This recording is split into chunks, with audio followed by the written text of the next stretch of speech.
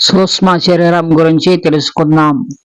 స్థూల శరీరంలో నివాసంగా ఉండి బాహ్య ప్రపంచమునకు కనపడకుండునది సూక్ష్మ శరీరం.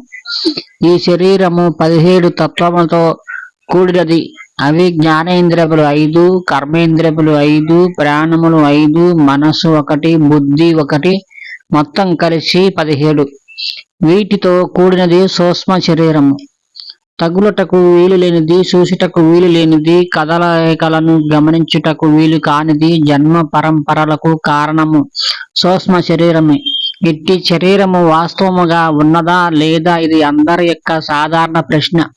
దీని ఉనికి సమాధానము మనం నిద్రించున్నప్పుడు ఇంద్రియములు పనిచేయటలేదు.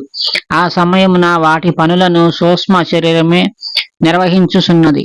ఇట్టి సూక్ష్మ శరీరము అగ్నితో నశించదు, కత్తితో నరుకుటకు వీలు కాదు, నీటితో తడవదు, గాలికి కదలదు, ప్రళయ కాలమందు ఇది నశించదు. సూక్ష్మ శరీరమునకు ఒక కారణ శరీరం కూడా ఉన్నది. అది అజ్ఞానము. కారణ శరీరము ఎట్లు నశించును? తక్షణము సూక్ష్మ శరీరము కూడా నశించును. తక్షణము జీవాత్మ పరమాత్మ యందు లీనమగును. సూక్ష్మ శరీరం నశించనిది జీవుడు ముక్తి పొందలేడు. అందులకే ఈ శరీరమునకు లింగ శరీరం అని పేరు.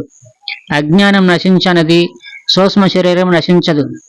కావున సూక్ష్మ శరీరం నశింపచేయవలనన్న మొదలు దానికి కారణమగు అజ్ఞానము నశింపచేయవలని.